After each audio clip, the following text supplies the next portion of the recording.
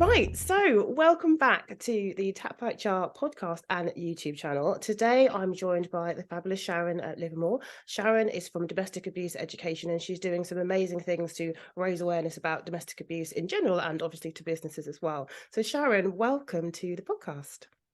Thank you. Thank you very much for having me. Oh, you're welcome. So let's kind of start off and just get straight into things. Can you tell us a little bit about how you became somebody who wants to raise awareness about domestic abuse? Yeah, absolutely. So, 7 years ago, I came extremely close to losing my life and becoming a statistic of domestic abuse. I'd lived with my perpetrator for a number of years. He was my husband, and I experienced physical abuse, emotional abuse, and I really lost myself. So I met him when I was on a sales course. I work in recruitment now, as alongside the domestic abuse education that I do. And I was working in recruitment at the time. So as you can imagine, it's a role where you're in a sales role. Um, I met him on a sales course. So he was, larger than life. He was the kind person that was pouring water for everybody.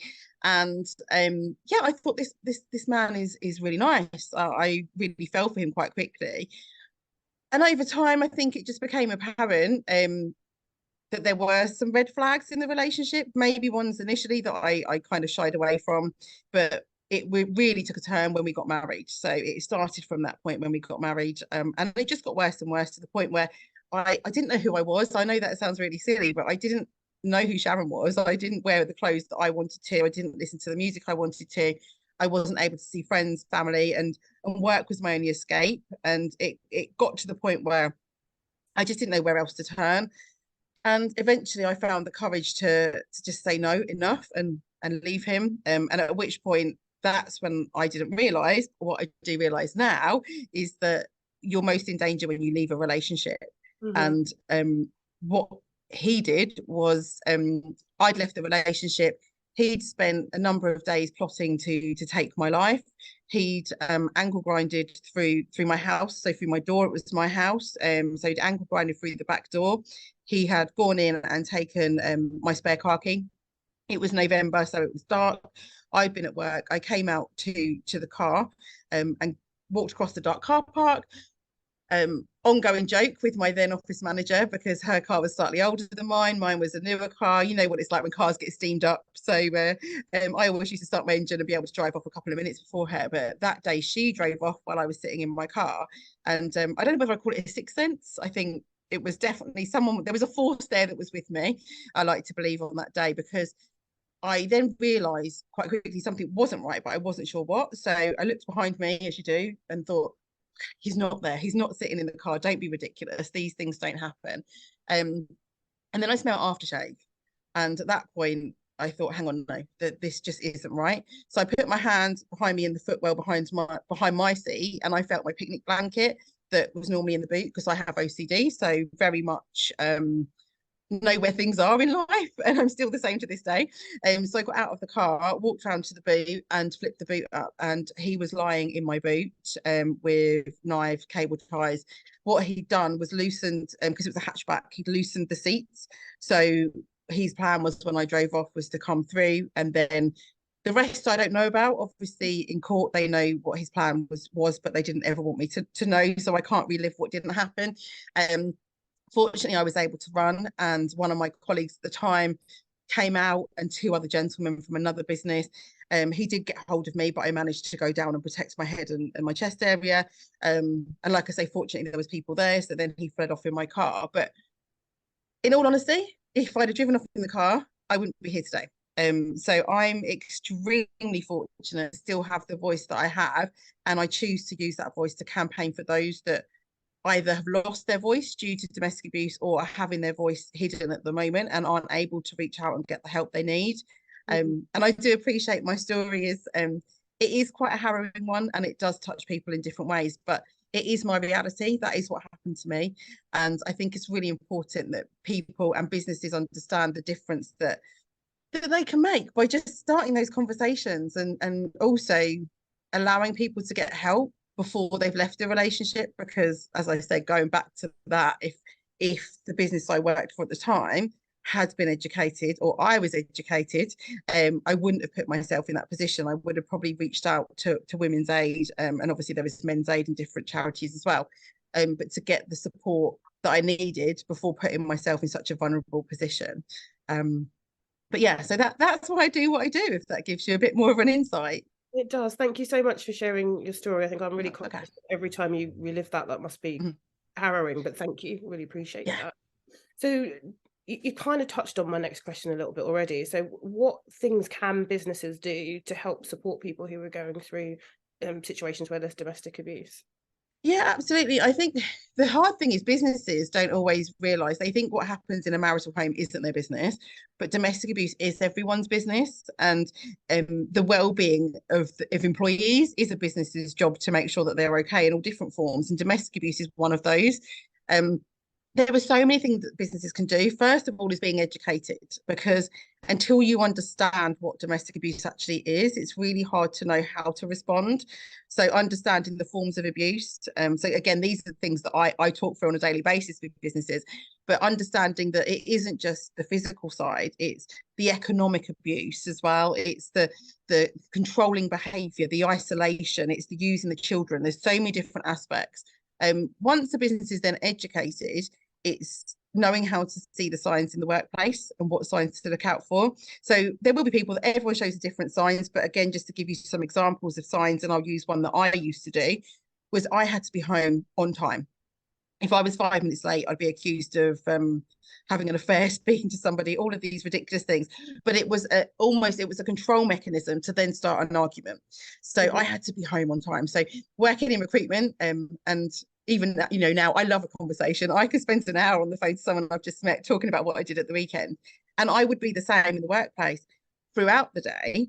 But then if the phone went at 5:25, I would panic. I'd be like, oh, the phone's gone, and do everything I can to get that person off the phone. So I'd be scribbling notes and I'll call you back tomorrow. I'll call you back tomorrow. Completely different behavior to what I was doing in the day. And if the people around me had have been educated, they would have potentially picked up on signs or felt comfortable enough to say, hold on, is everything okay? But there's so many different signs that people can portray in the workplace. The biggest thing a business can do is create a safe space. Now, that is a lot to ask. It doesn't cost money for a business to create a safe space. But for example, if you were working for me and you came to me and said, look, I think I'm experiencing abuse, this is what's happened. The businesses can't save people and the managers can't save people. What they can do is create an area that's safe. So where they're away from the perpetrator, because obviously when you're at work, unless you work with them, and I do appreciate that does happen, but if you work away from your perpetrator, you can create a safe space. You can start that conversation and you can call in the external support that have got the relevant qualifications and understanding to give them opportunity to think about their situation and what their next step can be. But on top of that, with other things that businesses can do, if someone comes forward and says they're being abused, take the perpetrator off as the next of kin on their HR records. Because if something happens legally, you've got to report it to the next of kin if it's the perpetrator. So that, again, I know it's time, but it doesn't cost a lot of money. If they've got a mobile phone that they're being harassed on in the workplace, can you change their number? Now, I've just done a SIM-only deal for one of my team because they've come to the end of their thing, their contract, and it was, I think it's like £5 or £6 a month. So can you give them a new number? So that they don't get harassed. If they're working on reception, for example, or they're client facing in the business, is there a way that they don't have to be in that position? They can still answer the phone, but maybe you can move them to the back office. Flexible working, if they're having their wages paid into the perpetrator's account because they're being economically abused, straight away, do you know how to do it? Can you help them set up their own bank account? So again, I'm throwing a few things and I'm aware I'm throwing lots of stuff at you, but that's just off the top of my head. And a lot of those things don't cost money, but they can make a huge difference to somebody's life and well-being. Just got to being a lot more vigilant, really, by the sounds of it, because little things like the bank account, you wouldn't necessarily attribute to somebody having a bad time, right? But actually, it makes absolutely. Explain it yeah, because they've got the control. If someone, I'm not saying that that's always the way, because I've got friends that are more than happy to have their money paid into their partner's account because they know that that's not their forte, and they're quite happy to do that. Is when these things happen and they're not presented. So if there is someone that's having wages paid into a different account, can you ask that question and just say, look, you know, we've noticed this. We just want to make sure that everything's okay at home, because this can be a sign of economic abuse. But if you're happy, that's fine. But we just want to make you aware that it is one of our checklists, you know. But it's, if you're educated on abuse, I think it's easier to then start that conversation and how to start the conversation. So there's a lot of work to be done, but there's a lot of people's lives that will be saved and changed if businesses do realise that there is so much that they can do. Mm. And what do you think businesses can do to raise awareness of just, you know, all the little things that you just said there? How can they go about educating kind of everyone within the organisation, really, so that there are lots of different eyes to help people? Absolutely. So the education piece that I do, I often get asked, well, we'll get our manager, you know, our managers will come, our team leaders will come. And I say, no, you need everyone to come, because it is the person that's sitting next to that person that will see the difference. It's not necessarily the manager of the department that will notice their changes in behaviour. So for me personally, I do believe that everyone in a business should be educated. I do appreciate that can be quite hard. I educated a very large business a couple of months ago, and they actually recorded my session, which they've then put onto their intranet and they've sent out for people to view. So to try and get as much reach as possible. But ultimately, I suppose the worst case scenario from educating a business is that it is just the senior management, but then they work with their HR team to implement it further down. And I think it's just so important that everyone has the opportunity to be educated on it.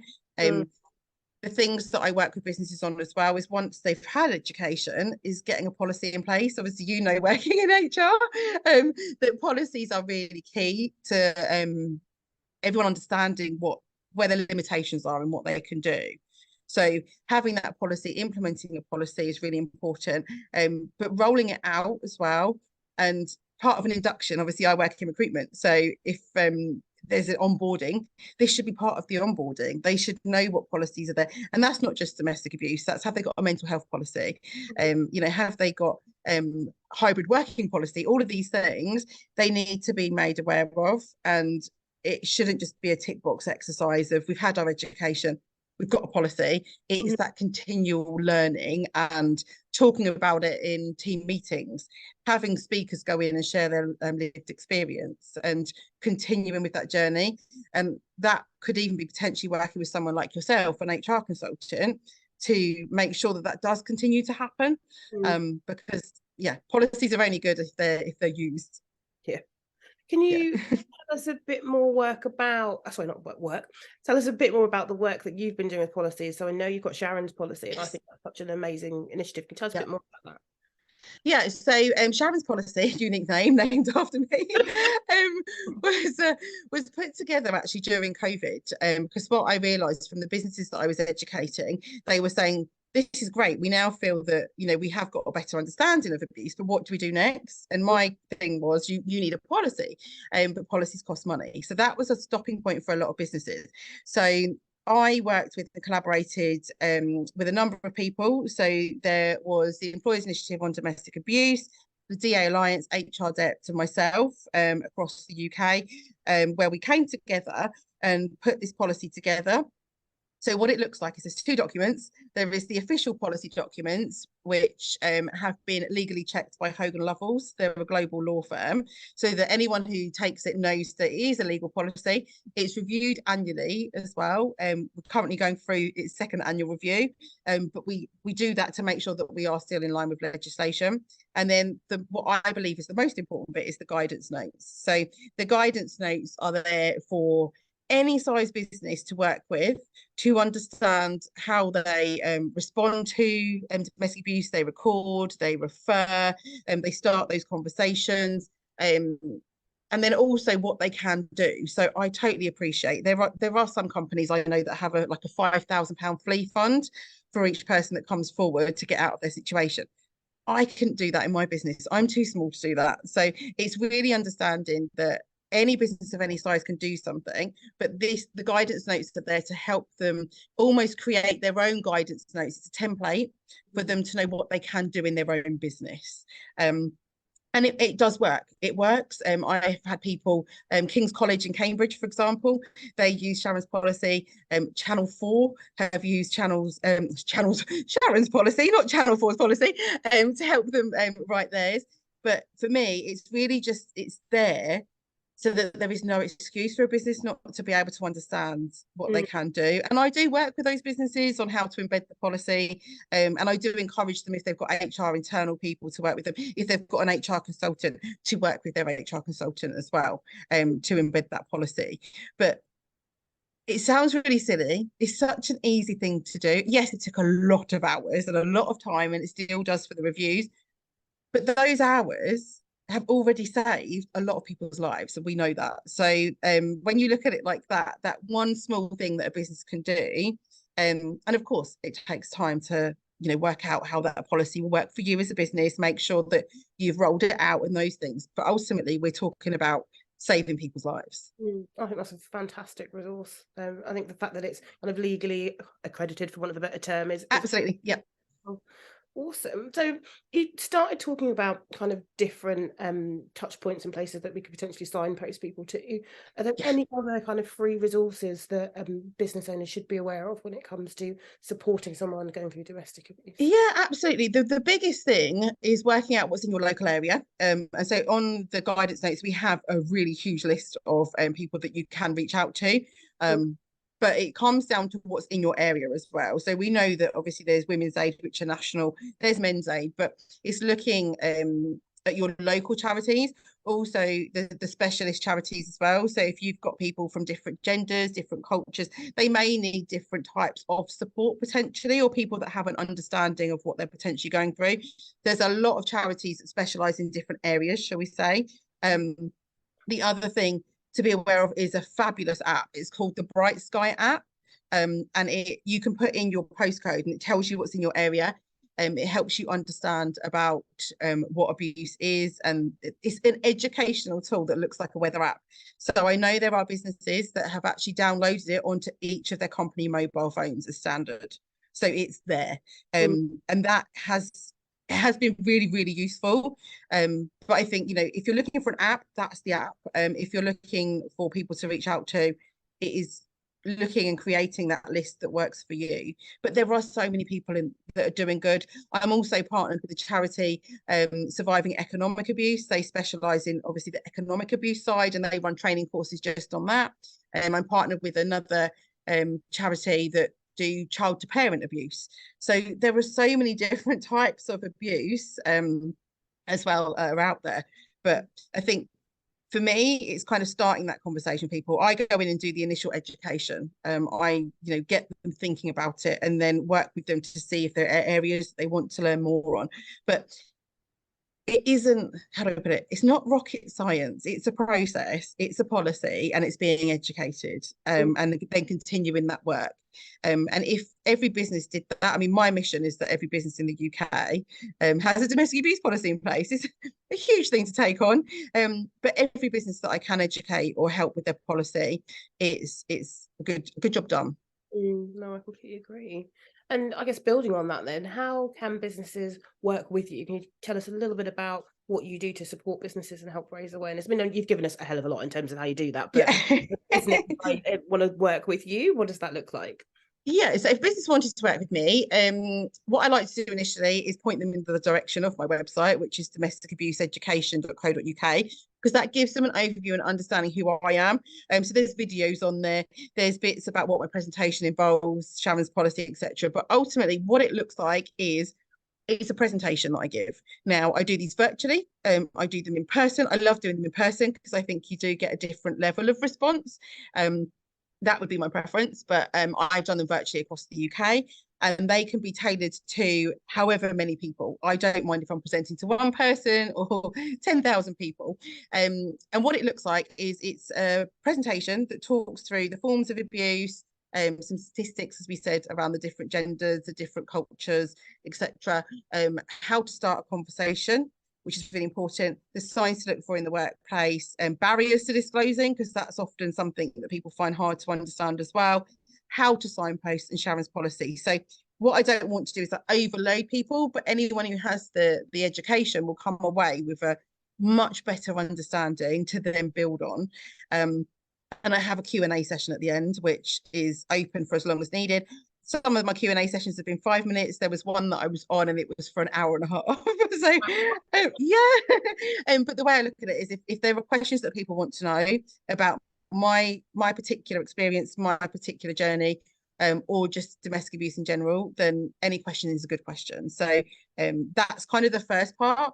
Following on from that, I then work with businesses on a one-to-one basis, more so at that point with the HR team, or the directors, shall we say, the managers, about how to implement the policy and get the best out of it. So the one that I suppose makes the most difference initially, obviously, is the education piece, because I've had people that have listened and then reached out to me afterwards and said, I didn't even know I was in an abusive relationship until I listened to the education. And I'm like, exactly. Sometimes people don't know. Sometimes people will choose to put a blind eye to it because they don't feel that they'd be supported. And I know there are people that have come forward after this session that I give to their businesses that have then helped them get out of the relationship that they've been in. Yeah, I think that's incredibly powerful, I have to say.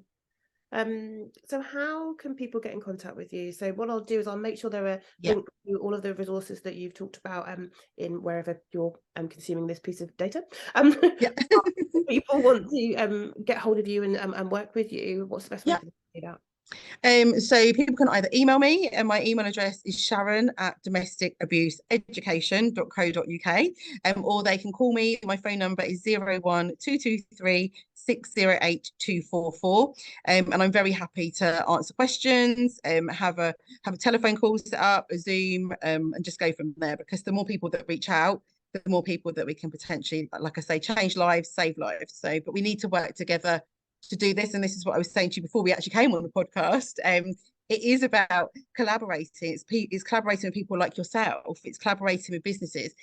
We can't do this on our own. So it is about working together to really make those changes, and make changes that are not just for the short term, but for the long term as well. Yeah, you're so inspiring, Sharon. So you really are, the fact that you are happy to come here and talk about what you've been through, which must be incredibly hard, and that you're dedicating all this time and energy to what you're doing, I think is amazing. So I'm very honoured. Thank you. Thank you very much. No, thank you for having me. Thank you so much. Is there anything else that you think would be useful for us to go through, or do we feel like we've covered all of the major bases? No, I think I have. I think if there was one person listening today, that may potentially be going through abuse as well, do reach out to people, because there are people out there that will help you, and be kind to yourself. I think, when I went through it, I at the time I blamed myself for a lot of it. It was like, he's doing this because I've done that. But actually, that's not the case. If you're in a position where you're not happy and it's not a healthy relationship, then it's not your fault. And there are people out there that will help you. So definitely reach out, get the support you need, and yeah, find your happy place, find your happy life. It's not easy, but I think once you get past that stage of reaching out and knowing that people are there, it makes your journey so much easier. Amazing stuff. Well, as I say, thank you so much for being on the podcast. I really, really appreciate it. And if anyone wants to reach out, Sharon, make sure you do. Thanks for your time. Yes, please do. Thank you.